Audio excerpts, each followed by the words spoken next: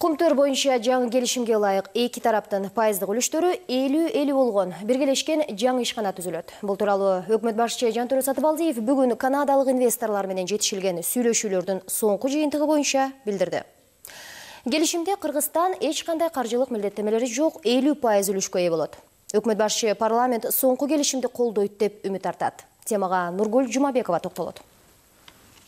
Кумтөрдөгү Кыргызстандын үлүшүн 67%га жеткирүү туурасындагы парламенттин талабы сүйлөшүү маалында ишке ашпаптыр. Жантөрө Сатыбалдиев 50-50% үлүштүк келишимди өкмөт колдон келишинче жакшыртууга аракет көргөнүн белгиледи.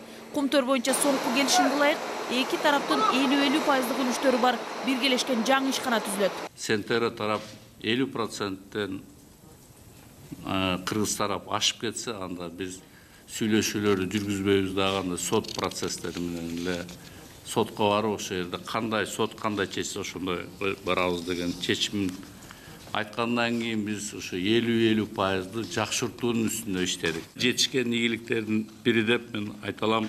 26-жылга дейин бул Токен планы боюнча 26-жылга дейин түзүлгөн проект. 26-жылдан баштап Кыргызстан 67%ге сатып алуу мүмкүнчүлүгүнө ээ болду. Бул келишимде так жазылды. Баасы коммерциялык баа болсо дагы, бирок ошол убакта рыноктон төмөн болот деген оюбуз бар. Сиздер сразу эле суроо беришиңиздер мүмкүн, 26-жылга алтын калбай калат деген коркунучту бардыгы айтып атат. Бүгүнкү күнгө биздин ошо өкмөттүн алдында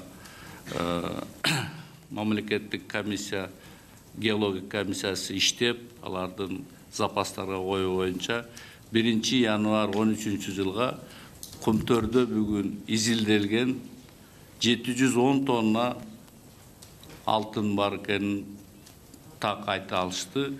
Мурдагы келишимде акцияны 50%га теңдештирүү үчүн Кыргызстан Центерадан $100 миллион карызга алып жаткан. Бул жолку келишимде андай шарт жок. Кыргызстан эч кандай каржылык милдеттенмелери жок. 50% үлүшкө ээ болуп жатат. Ошол эле учурда бул үлүштөрдү теңдештирген үчүн канадалык компания $200 миллион активтерди кармап калат. Ошол жерде иштеп аткан экскаваторлор, самосвалдардын саны биз так азыр эсептелүүдөр жүрүп атат. Ошолорду биз чыгардык. Сентеранын Кумтөрдөгү активине. Алар ошол жерде эч жакка кетпейт. Биз финансылык лизинг алып, биргелешкен ишкана иштей берет. 10 жылдын ичинде аренданын эсебинен акчалар өтөт дагы. Оборудование бардык ошол мен айткан экскаваторлор жана самосвалдар, чоң самосвалдар биргелешкен ишкананын менчигине $1 бааланып өтөт. Экология жана социалдык пакет маселеси да келишимде орчундуу орунду ээлеген.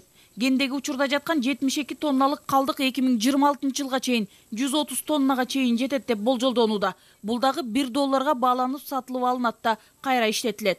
Муну менен катар калган экологиялык маселелерди келишим боюнча АМЭК компаниясы жөнгө салат деди өкмөт башчы. Социалдык пакетке биргелешкен ишкананын 2% пайдасы милдеттүү түрдө которулат. Бул жылына болжолду $26 миллион каражат деди премьер-министр. Ишканадан алынган кирешелердин өлчөмү да азыркыдан алдаганча көп. Жантөрө Сатыбалдиев биргелешкен ишкана түзүлүп кала турган болсо, келерки жылы 18 тонна алтын казылып алына турганын айтты. Келишимдеги дагы бир маселе биргелешкен ишканага сатып алуулардын көлөмүн көбөйтүү талабы коюлуп жатат. Учурда $50 миллион сатып алуу болсо, бул көрсөткүч эми келерки жылдан тартып $10 миллион болот. Өкмөт башчы андан аркы жылдарда бул сумманы $75 миллион жеткирүү ниети бар экенин билдирди.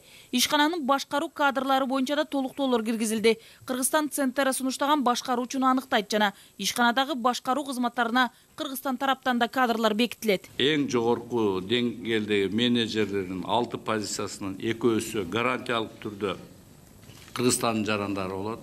Бир жетекчи биргелешкен ишкана түзүлгөн күндөн баштап, экинчи жетекчи 4 жылдын ичинде кыргызстандык болот. Документ учурда жогорку кеңешке жөнөтүлдү. Төрага долбоорду тиешелүү комитеттерге таратты. Бүгүн жаңы келишим парламенттик угууда талкууланды. Өкмөт башчы Кумтөр боюнча кошумча альтернативдүү келишим жок экенин билдирди. Да чыгып кетсек болот, национализация кылып койсок болот. Бирок анын последствиясын ким жооп берет? Мен өкмөт башчысы катары андай шакка бара албайм. Себеби экономикабыз, биздин экономикабыз өтө оор акыбалда болуп калышы мүмкүн. Кандай кылып жактайбыз? Биз дагы мына ошондой эле коомдук угууларды өткөрөбүз. Жерлерде өкмөт мүчөлөрүнүн баардыгын азыр распределение кылдык. Баардык региондорго кыдырып биз жүргүзгөн ишти түшүндүрүү иштерин жүргүзүп келет. Азырынча келишим долбооргана катарында. Эгер жогорку кеңеш келишимди колдосо, ЦНТР менен макулдашкан документ бир сыйра сакталып, андан кийин келишим түзүлөт. Нургүл Жумабекова, Медержан Бейишев, Коомдук биринчи канал.